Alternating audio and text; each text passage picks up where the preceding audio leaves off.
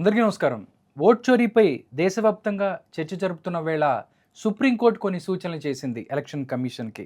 ఏదైతే ఓటర్స్కి సంబంధించిన వివరాలన్నీ కూడా వెబ్సైట్లో పెట్టాలి అని చెప్తుంది. నిజంగా రాహుల్ గాంధీ ఏదైతే ఉందో ఈ ఓట్ చోరీకి సంబంధించి సాక్ష్యాలు బయటపెట్టిన తర్వాత అన్ని పార్టీలు కూడా విపక్ష పార్టీలు దీని మీద గళమెత్తుతున్నాయి. అసలు ఏం జరుగుతుంది దేశ రాజకీయాలలో? ఓట్ చోరీ నిజమైన విషయాలు మనతో మాట్లాడటానికి ప్రముఖ రాజకీయ సామాజిక ఆర్థిక విశ్లేషకులు మధుసూదన్ రెడ్డి గారు ఉన్నారు. సార్తో మాట్లాడదాం. నమస్కారం రెడ్డి గారు. నమస్తే సార్.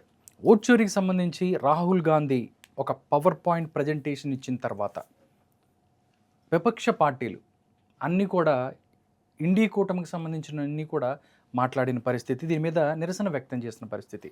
వైసీపీ అయితే కొంచెం డిఫరెంట్గా కూడా, అంటే ఎవరైతే రాహుల్ గాంధీ గారు ఇక్కడ మాట్లాడలేదు, దీని గురించి మాట్లాడలేదు అని అంటారు. అంటే ఈ ఓట్ చోరీయే జరిగిందని రాహుల్ గాంధీ గారు చెప్తున్నారు, వీళ్ళు ఈవీఎంలే ప్రాబ్లం అని చెప్తున్నారు. అసలు గ్రౌండ్ లెవెల్లో ఏముంది, ఏం జరిగిందంటే ఏం చెప్తారు మీరు? ఇప్పుడు దేశాన్ని చోరీ చేసినోడు మాట్లాడకూడదు. దేశంలో నెంబర్ 1 చోర్ ఎవరు? ఉభయ తెలుగు రాష్ట్రాల్లో. వారికి మాట్లాడే అర్హత ఏముంది? తండ్రి అధికారాన్ని అడ్డం పెట్టుకొని 43,500 కోట్ల రూపాయలు నువ్వు ఆనాడు కట్టేసినవని 11 సిబిఐ కేసులు, 9 ఈడీ కేసులతో అంటే దేశ సంపదని చోరీ చేసిన సీమ గజ దొంగ ఎవరు? అని మాట్లాడే మాటలకు విలువ లేదు, వదిలేయి ఆ పాయింట్. అసలు మనం మాట్లాడుకోవాల్సింది ఏంటంటే, ప్రతిపక్ష పార్టీలు 300 మంది ఎంపీలు, అటు రాజ్యసభలోను ఇటు లోక్సభలో ఉన్నటువంటి ఎంపీల్లో మొత్తం సంఖ్యలో 300 మంది ఎంపీలు ఎలక్షన్ కమిషన్ని ఒక ప్రశ్నిస్తున్నారు. మీరు నిజాయితీగా లేరు, భారత ప్రజాస్వామ్యాన్ని రక్షించాల్సినటువంటి అంగాల్లో భారత ఎలక్షన్ కమిషన్ ఒకటే. ప్రజాస్వామ్యాన్ని కాపాడాలచున్నది ఎవరు? ప్రజాస్వామ్యానికి మూలాధారం ఏంది అంటే, ప్రజాస్వామ్యానికి మూలాధారం అనేది ఓటు.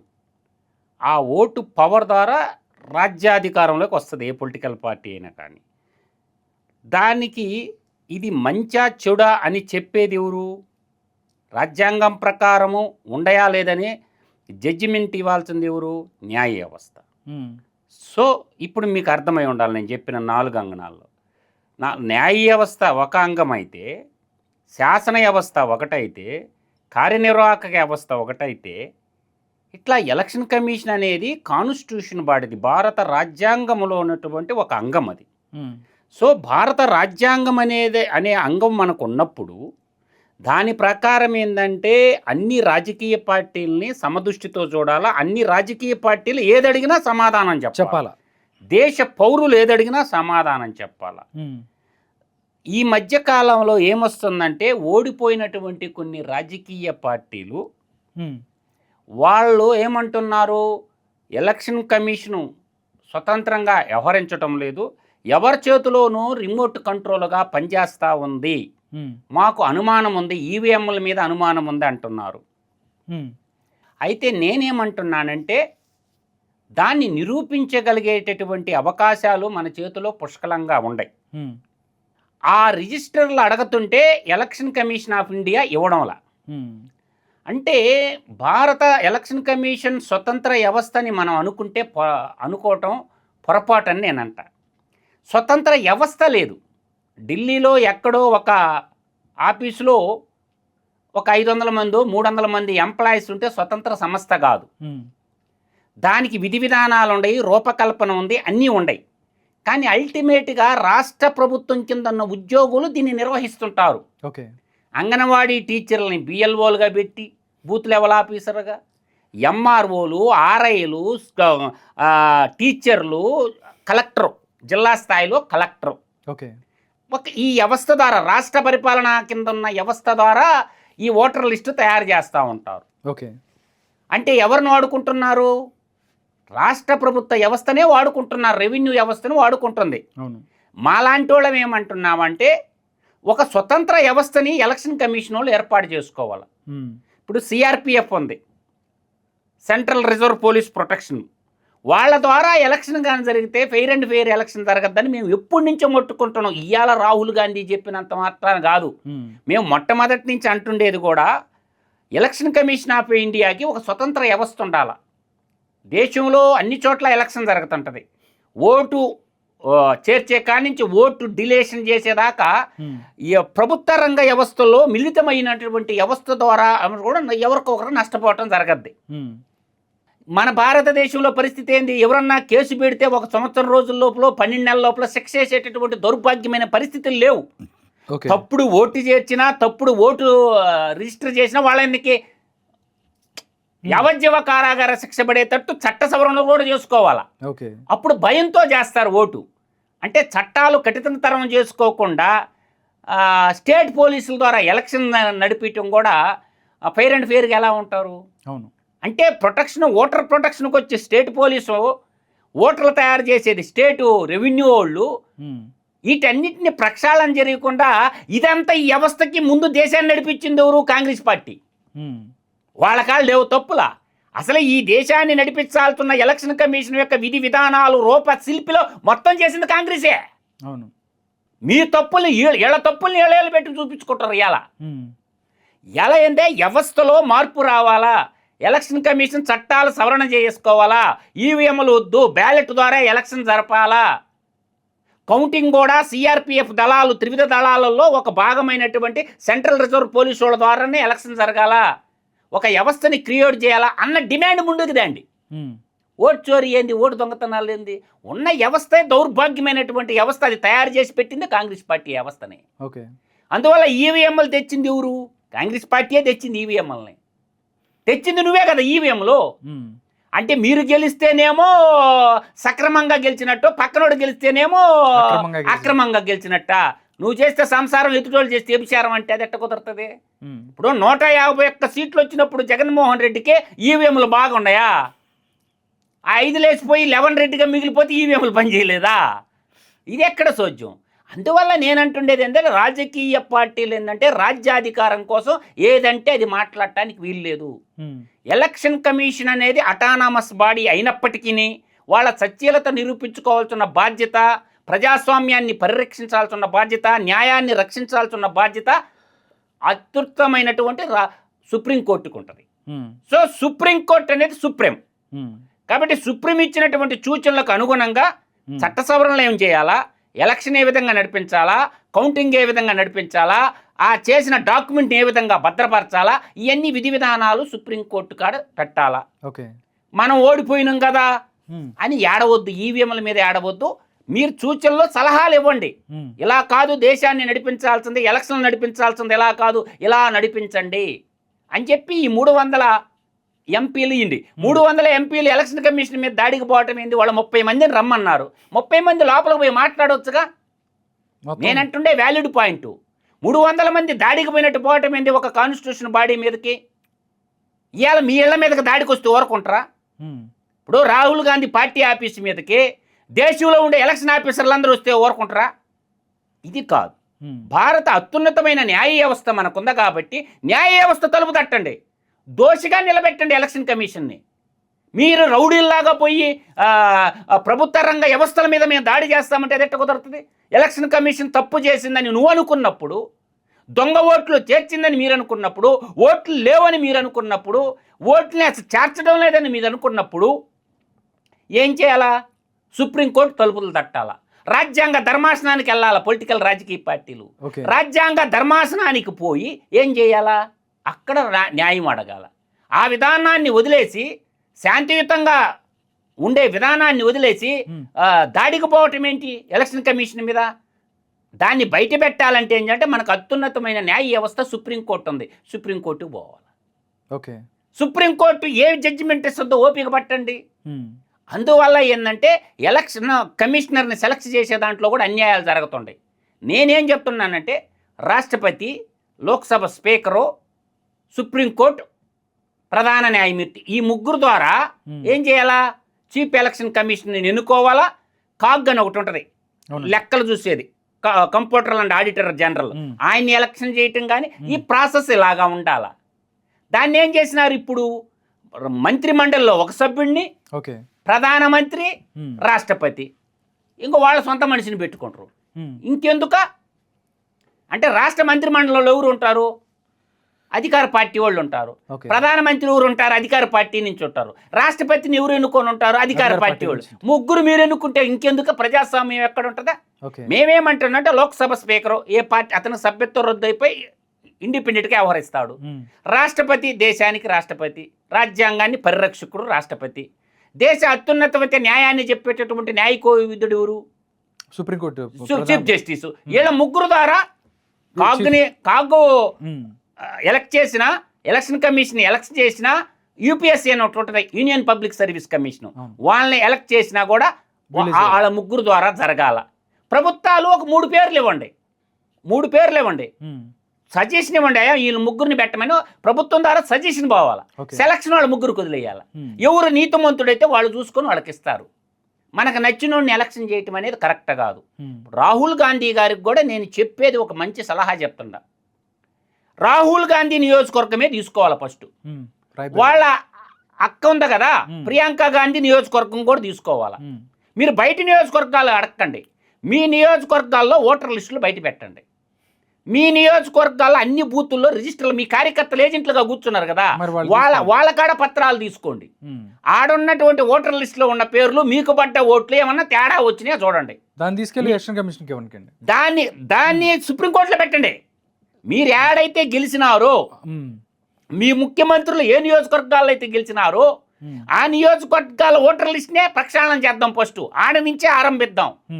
రాయబలేరి ఉంది కదా ఇలా సొంతదే, అమేధి ఉంది కదా ఇలా సొంతదే, వాయినాడు ఉంది కదా వాళ్ళకి అట్లే మీ ఏజెంట్లు ఉన్నారు కదా అన్ని బూతుల్లో, ఏజెంట్ రిజిస్టర్ సంతకాలు పెట్టింది మీ ఏజెంట్లే కదా, అక్కడి నుంచి ఓటర్ లిస్ట్ అంతా బయటికి తీయండి. దాంట్లో అవకతవకలు ఉంటే సుప్రీంకోర్టు ఇలా రేవంత్ రెడ్డి ఉన్నాడు తెలంగాణ ముఖ్యమంత్రి, ఆయన నియోజకవర్గాన్ని కూడా బయటికి తీయండి. ఆయన 2 నియోజకవర్గాల్లో పోటీ చేసి కొడంగల్ కామారెడ్డి ఆయనది తీయండి. ఇప్పుడు సిద్ధరామయ్య పోటీ చేసి ఉన్నాడు కర్ణాటక, ఆయనది తీయండి.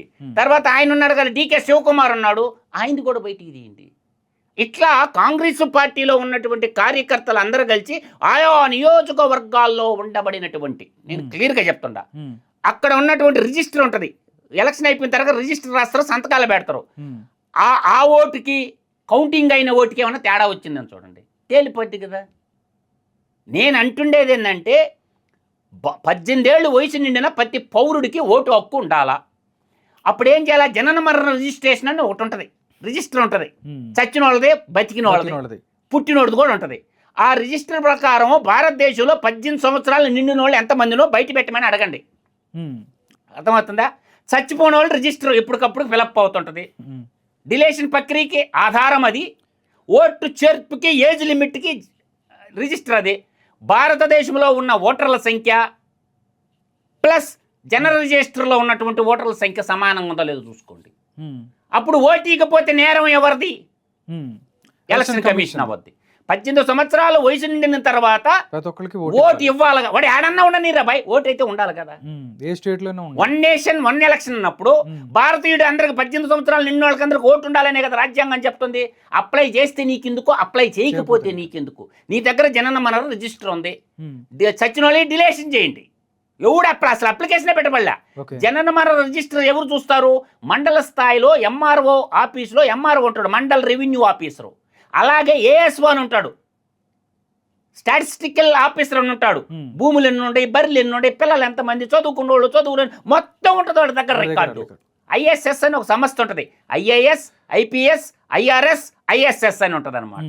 ఉన్నప్పుడు నీకు ఐఎస్ఎస్ ఉంది కదా, ఇండియన్ స్టాటిస్టికల్ సర్వీస్ దేనికి ఉంది? ఈ దేశంలో మనుషులు ఎంతమంది ఉన్నారు, ఈ దేశంలో భూములు ఎన్ని ఉన్నాయి, ఈ దేశంలో కొండలు ఎన్ని ఉన్నాయి, ఎంత పొడుగు ఉండే, ఎంత పొట్టు ఉంది అన్ని చెప్పేది ఐఎస్ఎస్ఏ కదా. ఇండియన్ స్టాటిస్టికల్ సర్వీస్ కమిషన్ ఉంది కదా మనకి. దాంట్లో 18 సంవత్సరాల వయసు నిండిన వాళ్ళకి అందరికి ఓట్లు ఉన్నాయా లేవా? పాయింట్ 1. చచ్చిపోయిన వాళ్ళందరూ డిలేషన్ ఆ రిజిస్టర్ పక్కన పెట్టుకుంటే అయిపోయా. ఓటు పబ్లిక్గా ఇవ్వచ్చు కదా. ఆధార్ కార్డు అన్నారు, ఆధార్ లింక్ పెట్టండి. వన్ నేషన్ వన్ ట్యాక్స్ అట్లాగా ఒక భారతీయుడికి ఒకే ఓటు. నిజంగా చాలా మంది నుంచి వస్తున్న అదే కదా మేమంటుంది. ఇవాళ హైదరాబాద్ లో తెలంగాణలో ఓటు ఉంది, ఆంధ్రాలో ఓటు ఉంది, డబుల్ ఓటు. ఇది ఈ అసమర్థత ఊరిది, ఎలక్షన్ కమిషన్ కాక ఊరిది. ఎలా ఇప్పుడు ఉమ్మడి రాష్ట్రంగా ఉన్నప్పుడు ఆంధ్రప్రదేశ్లో ఓటు ఉంది, ఇక్కడికి వచ్చిన తెలంగాణలో ఓటు ఉంది.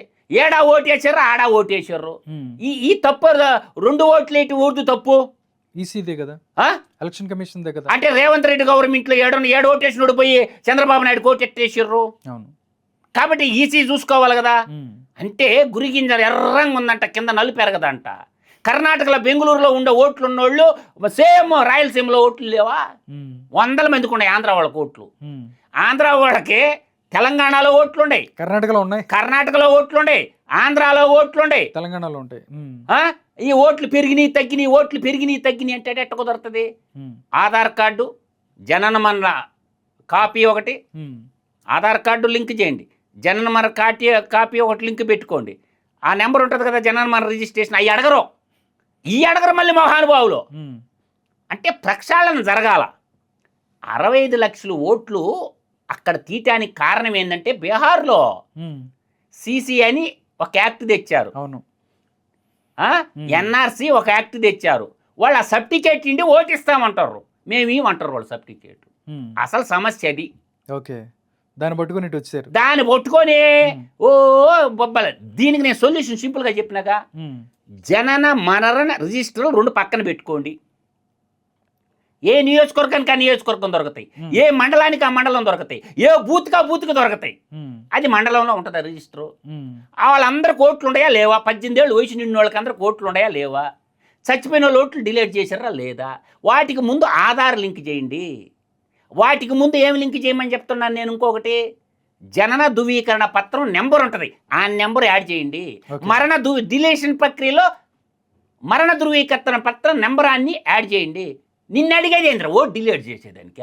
చచ్చిపోయినాడు కోర్టు ఎందుకాడా? దానికి ఒక పేపరు, దానికి ఒక అప్లికేషన్ ఎందుక? రిజిస్టరే ప్రామాణికం. ఆ సర్టిఫికేట్ పెట్టడం, ఓటు ఎత్తేయటం, సింపుల్ ప్రాసెస్. అందువల్ల ఏంటంటే భారతదేశంలో ఉన్న ప్రతి పౌరుడికి ఓటు హక్కు ఉండాలి, 18 ఏళ్ళ నిండిన వాళ్ళకి. అదేవిధంగా చచ్చిపోయినోడు ఓటు డిలీషన్ చేయాలా. ఓకే. భారతదేశంలో ఉన్నటువంటి భారతీయుడైనటువంటి పౌరుడు ప్రపంచంలో ఎక్కడున్నా, దేశంలో ఎక్కడున్నా ఓటు వేసుకునేటటువంటి హక్కు కల్పించాలా. ఇది ప్రతి భారతీయుడి యొక్క హక్కు. కాబట్టి ఈ విధమైనటువంటి సంస్కరణలు చేసుకోకుండా సుప్రీంకోర్టు ముందు ఈ డిమాండ్లు పెట్టాలా. 18 ఏళ్ళు నిండిన ప్రతి భారతీయుడికి ఓటు హక్కు కల్పించండి. అదేవిధంగా 18 ఏళ్ళు నిండిన ప్రతి భారతీయుడు ప్రపంచంలోనూ భారతదేశంలో ఎక్కడున్నా ఓటు వేసేటటువంటి సిస్టాన్ని ఏర్పాటు చేయండి. ప్రతి భారతీయుడికి ఒక అంటే క్యాస్టు, జెండరు ఇవన్నీ లేకుండా ప్రాంతం మీద ఒకే ఓటు ఉండాలా. అది ఎక్కడన్నా ఒకే ఓటు ఉండాలా. ఇటువంటి ప్రక్రియ మీద దృష్టి సారించకుండా ఎవరి మీద పడి ఆడస్తావు? అదే ఓటు చోరు చేసుకుంటే 400 సీట్లు వస్తాయి అన్నాడు కదా మోడీ. 400 ఎందుకు రాలేదు? 240 ఎందుకు ఆగిపోయిండు? ఇంకా ఎక్కువ 400 పైన వస్తాయి, 403 అన్నాడు కదా మోడీ.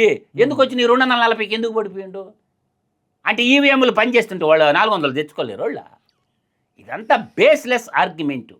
అందువల్ల ఏంటంటే అడగాలచున్నాయి అడగకుండా మనం దీని ద్వారా ఫేక్ ప్రాపగండాల ద్వారా మనం యూనివర్సల్లో ఐడెంటిటీ క్రైసిస్ లేక ఐడెంటిటీ సంపాదించుకున్న మాటల వల్ల మనం బీజేపీ మీద అభాండం వేయటం వల్ల ఆయనకు వచ్చేటటువంటిది ఏముండదు. ఇది ప్రజల్లో అలజడి సృష్టించే బీజేపీ వాళ్ళు దొంగలు అని నిరూపించడానికి ఇస్తున్న అస్త్రాలు ఇవి. అసలు దాన్ని వదిలేసి పెట్టి ప్రజల్లో ప్రాపగండ నెట్టి ప్రజలు ఇలా ఓట్లు వేయటం లేదు, ఈవీఎంలు ఓట్లు వేస్తేనే చెప్పకనే చెప్పాలని రాహుల్ గాంధీ వేసినటువంటి వాళ్ళ సోషల్ మీడియా వేసినటువంటి ఎత్తుగడ అని నేను అంటుంటా. నేననే విధానంగా సుప్రీంకోర్టుకు పోండి. ఎలక్షన్ కమిషన్ తప్పు చేస్తుంటే దాన్ని శిక్షించమని నేను చెప్తుంటా. ఏ విధానంలో మార్పులు చేసుకోకుండా ఇది అడగండి. భారత పార్లమెంట్లో భారతీయుడు ప్రతి ఒక్కరూ ఒప్పుకుంటారు నేను చెప్పిన విధానం. ఏమని చెప్పాను? జనన రిజిస్ట్రేషన్ పెట్టుకోండి. 18 సంవత్సరాల వయసు నిండిన భారతీయులు ఎంత ముందు ఉందో లిస్ట్ తీయండి. మరణ రిజిస్ట్రేషన్ పక్కన పెట్టుకోండి, తీసేయండి. మేము మిగతా ఓట్లు కానీ ఇవ్వకపోతే ఎలక్షన్ కమిషన్ కల్లా పట్టుకోండి. ఎందుకు? ఎడ్యుకేషన్ విభాగంలో ఈ రోజు 10th క్లాస్ దాకా చదవని వాళ్ళు ఎవరు ఉండరు. 10th క్లాస్ మార్కులు లిస్టులు ఉన్నాయిగా. ఒక పౌరుడికి ఒకే ఓటు ఇండి, దానికి ఆధార్ లింక్ పెట్టండి. ఇంకొకటి ఏం చెప్పినా, జనన మరణ రిజిస్ట్రేషన్లో నెంబర్ ఉంటుంది కదా, నువ్వు బతికినప్పుడు నెంబర్ ఇస్తారు కదా, అప్లికేషన్ నెంబర్, ఆ నెంబర్ ఒకటి ఉంటుంది వాళ్ళకి, యూనిక్ నెంబర్, రిజిస్టర్ నెంబర్, ఆ నెంబర్ లింక్ చేయండి. ఈ 2 టాలీ అవుతాయి. అప్పుడు దొంగ ఓట్లు ఉండటానికి ఎవడు ఒరే నేను శాశ్వతంగా జీవిత ఖైదు పెట్టండి సెక్షన్. ఎవడైనా సరే దొంగ ఓటు కానీ చేర్చుకుంటే శాశ్వత జీవిత ఖైదు అని పెట్టండి. రెండోదే ఓటు వేయకపోయినా కూడా జైలు అని చెప్పండి. అన్ని మీకు ఏ సంక్షేమ పథకాలు రావు అని చెప్పండి. ఓటు వేయకపోతే మీకు ఏ సంక్షేమ పథకాలు రావు అని చెప్పండి. ఎగ్జామ్షన్ ఎవరికన్నా హాస్పిటల్లో ఉండేవాడికి, ఇతర దేశాల్లో ఉండేవాడికి ఎగ్జామ్షన్ ఏంటి? ఇప్పుడు మెయిల్ ద్వారా ఓటు వేయించుకోవచ్చు, రిజిస్టర్ పోస్ట్ ద్వారా ఓటు వేయించుకోవచ్చు. దానికి కూడా మార్గాలే ఉంటాయి కదా, టెక్నాలజీ పెరిగింది కదా. ఓటు ఎలాగైనా వేసుకునే అవకాశాలు కల్పించింది. మెయిల్ ద్వారా ఓటు వేయచ్చు, తర్వాత రిజిస్టర్ పోస్ట్ ద్వారా ఓటు వేసుకు ఎట్లాగైనా ఓటు వేసే అవకాశం. ఎవరు ఓటు వేయలేడు? హాస్పిటల్లో బెడ్ మీద ఉండేవాడు వేయలేడు. ఓటు వేయకపోతే డ్రైవింగ్ లైసెన్స్ ఇవ్వము, ఓటు వేయకపోతే ఆధార్ కార్డు ఇవ్వము, ఓటు వేయకపోతే పెన్షన్ రాదు, ఏదో ఒకటే ట్రేడ్ లైసెన్స్ రాదు అనేటటువంటి నామ్స్ పెట్టండి. నువ్వు ఓటు వేసినట్టు ప్రూవ్ చేసుకోరారా, నీకు ట్రేడ్ లైసెన్స్ ఇస్తాం, డ్రైవింగ్ లైసెన్స్ ఇస్తాం, పాస్పోర్ట్ ఇస్తాము అని చెప్పండి. అందరు పోయి ఓటేస్తారో లేదు. క్రికెట్ మ్యాచ్ ఉంటే ఎవడన్నా పోయి ఓటేస్తాడు ఆ రోజా? ఏడు పట్టణాల్లో 50% దాట ఓట్లు ఎవడు మీద పడి ఆడస్తారా? అందువల్ల ఏంటంటే నేను ఫైనల్గా చెప్పేది ఒకటి గుర్తుపెట్టుకోండి. ఎలక్షన్ కమిషన్ ఆఫ్ ఇండియా బాధ్యతగా, డిక్టేటర్షిప్ ఏం కాదు, అటానామస్ అయినంత మాత్రాన జవాబుదారితనం నుంచి తప్పించుకోదు. ఎలక్షన్ కమిషన్ ఖచ్చితంగా సుప్రీంకోర్టుకి సమాధానం చెప్పాలా. ఆల్ పొలిటికల్ పార్టీలు సుప్రీంకోర్టు తలుపు తట్టండి, రాజ్యాంగ ధర్మాసనంలో పెట్టండి. చట్టాల ఏమన్నా మార్పులు చేర్పులు కావాలంటే సూచనలు సుప్రీంకోర్టు న్యాయ కోవిధుల ద్వారా తీసుకోండి. ఆ చట్టాలు భారత పార్లమెంట్లో పెట్టి పాస్ చేయండి. ఆ పాస్ చేసి దాన్ని చట్టబద్ధం చేయండి. ఎలక్షన్ కమిషన్ యాక్షన్ చెప్పితే చర్యలు తీసుకోండి. వాడు తప్పు చేసింటూ ఉరిశిక్ష చేయండి. అంతే తప్ప ఈ పొలిటికల్ డ్రామాలు ఆడొద్దు, ఓట్ల కోసం డ్రామాలు ఆడొద్దు. కాబట్టి ప్రశాంతంగా, శాంతియుతంగా దేశ అత్యున్నత న్యాయ వ్యవస్థ అయిన సుప్రీంకోర్టు చెప్పిన మార్గనిర్దేశాల ప్రకారం ముందుకు పోయింది. మార్పులు చేర్పులు సంస్కరణల దిశగా అడుగులు వేసి భారత ప్రజాస్వామ్య ఔన్నత్యాన్ని అన్ని రాజకీయ పార్టీలు కాపాడాలి. కానీ ఇట్లా రచ్చబెట్టుకొని దేశం అభివృద్ధిని, దేశంలో అడజల చుట్టుకుంటే నాశనం అయిపోయేది మనమే.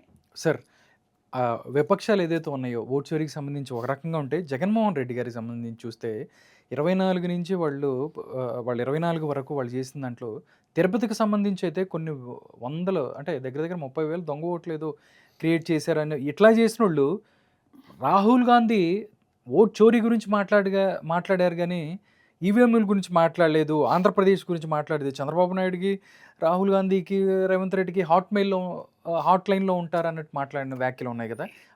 అంటే వీళ్ళకి సపోర్ట్ చేయాలా లేకపోతే దీన్ని ఏం చేయాలనేది వైసీపీకి అర్థం కాలేదని అంటారా? ఎలా చెప్తారు? జగన్మోహన్ రెడ్డి బీజేపీ పంపకాల కోసం పాకులాడుతున్న మాటలు అయ్యి, అంతే తప్ప రాహుల్ గాంధీని నువ్వెందుకు మాట్లాడు ఆంధ్రప్రదేశ్ గురించి అని అడుగుతున్నారు. అదే ఆయన వాళ్ళ చెల్లెలు మాట్లాడుతుందిగా. రాహుల్ గాంధీ ఏముందా, నీ తోడబుట్టిన నువ్వు వదిలిన బాణం మాట్లాడుతుందా, నీ చెల్లెలకు చెప్పు సమాధానం. నీ చెల్లెలకు సమాధానం చెప్పలేవు కానీ నువ్వు ఆంధ్రప్రదేశ్లో నీ పిసిసి అధ్యక్షుడు ఉన్నారు, ఎవరున్నారు? వైఎస్ షర్మిలానే ఉంది. ఆమెకు చెప్పు సమాధానం. రాహుల్ గాంధీ దేశానికి చెప్తాడు సమాధానం. పార్లమెంట్లో నాయకుడై పార్లమెంట్కి పోతుండు, నువ్వెందుకు అసెంబ్లీకి పోవటం లేదా నీ చెల్లెలు అడుగుతుందా, నీకు పెట్టి చెప్పు సమాధానం. 2వ తరగతి 10వ తరగతి తెలుసుకున్న వాళ్ళకి ఎమ్మెల్సీ ఓట్లు సృష్టించిన వాళ్ళు నువ్వు మాట్లాడేది. అది మరి దారుణం. 6వ తరగతి 7వ తరగతి చదువుకున్న వాళ్ళు పట్టభద్రులు ఓట్లు వేయడానికి ఇవన్నీ Jaganmohan Reddy out of order తీసి అవతల పాడి ఉంది కదా. పిసిసి అధ్యక్షురాలు సొంత చెల్లె ఉంది కదా, నేను అన్న వదిలిన బాణం, నేను అన్న వదిలేసిన బాణాన్ని నన్ను అంటుంది కదా.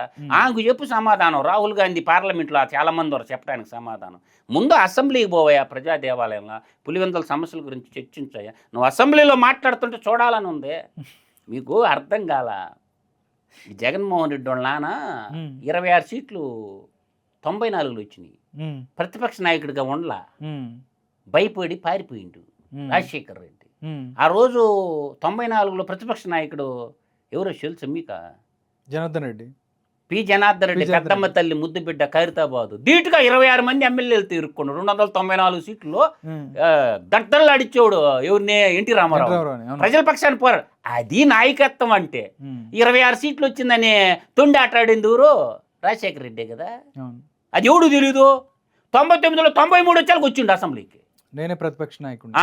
అంటే నేను అదే ఎప్పుడు చెప్తుంటా కదా, భయస్థుడు ఎలా ఉంటాడో, ఒరే మీ అందరికి భయం అయితే నా చుట్టూ ఉండండి అంటాడు.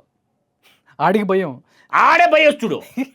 అందువల్ల నీది నువ్వు చూసుకోకుండా రాహుల్ గాంధీతో అంత దారం ఎందుకు? నీది 13 జిల్లాల పార్టీ, నువ్వు చేసుకున్న 26 జిల్లాల పార్టీ. నీ సొంత చెల్లి అడుగుతుంది సమానం చెప్పు. అన్న వదిలిన బాణం అన్న వదిలేసిన బాణం అడుగుతుంది. ఓకే. దానికి సమాధానం చెప్పు. నువ్వు దేశం గురించి, దేశ భద్రత గురించి, ఎలక్షన్ కమిషన్ గురించి మళ్ళీ మాట్లాడు. అసలు మొన్న మాట్లాడింది అయితే అసలు ఓటు అంటే ఏంటి, ఓటు ఎలా వేయాలి, రంకు నేర్చినమ్మ బొంకు నేర్చకపోలేదని, పతివత పరమాన్నం వండితే తెల్లారిన దాకా చల్లారలేదని ఎమ్మెల్సీ ఓటు నువ్వు ఎందుకు వేయలేదా? ముఖ్యమంత్రి, రాష్ట్ర ముఖ్యమంత్రిగా ఉండి వెస్ట్ రాయలసీమ ఎమ్మెల్సీ ఓటు నువ్వు ఎందుకు వేయలేదు? ప్రజాస్వామ్యాన్ని ఓటు గురించి మాట్లాడేటువంటి అర్హత జగన్మోహన్ రెడ్డికి ఎక్కడుంది? ఓటేసినవా నువ్వు పులివెందుల్లా? వెస్ట్ రాయలసీమ, ఈస్ట్ రాయలసీమ, ఉత్తరాంధ్ర 3 ఎమ్మెల్సీలు జరిగినాయి. Graduate MLC. నువ్వు గ్రాడ్యుయేట్వే కదా అని నువ్వు అనుకుంటున్నావు, నేను అనుకుంటలేదు. కానీ నువ్వు ఓటు ఎందుకు వెళ్ళలేదు? ఎమ్మెల్సీ ఓటు పులివెందల్లో ఎమ్మెల్సీ ఓటు నువ్వు ఎందుకు వెళ్ళలేదు? రాష్ట్రంలో రాజ్యాంగాన్ని పరిరక్షించాల్సినటువంటి వాళ్ళు ఎవరు? ఓతేమని చేసినావు రాజ్యాంగం మీద? నువ్వు గవర్నర్, రాజ్యాంగ పరిరక్షకుడు. ఇప్పుడున్నాడు కదా గవర్నరు, వేసిండ పులివెందుల ఓట్లా జగన్మోహన్ రెడ్డి? గ్రాడ్యుయేట్ ఎమ్మెల్సీ ఎప్పుడా? అంటే ప్రజలు ఓట్లు వేయాలా, మీరు దోచుకొని తినాలా? ఇది ఎక్కడ చోద్యం? ఓకే. ఆయన జగన్మోహన్ రెడ్డి మాట్లాడేదానికి ఎవడో రాసిచ్చిండ్రు మాట్లాడటం కాదు. నువ్వు రాయి ఒక పేజీ చూద్దాం. ఏజెంట్లు కూడా కూర్చోబెట్టలేదు. జాతీయ గీతం రాదు, తెలుగు గీతం రాదు, వందే మాత్రం రాదు, ప్రియాంబుల్ రాదు, బైబిల్ అంతకంటే తెలియదు, భగవద్గీత తెలియదు. ఆయన గురించి మనం మాట్లాడుకోవాలి. నాలంటి వాడు మాట్లాడుకోక ఎప్పుడు వాడి గురించి.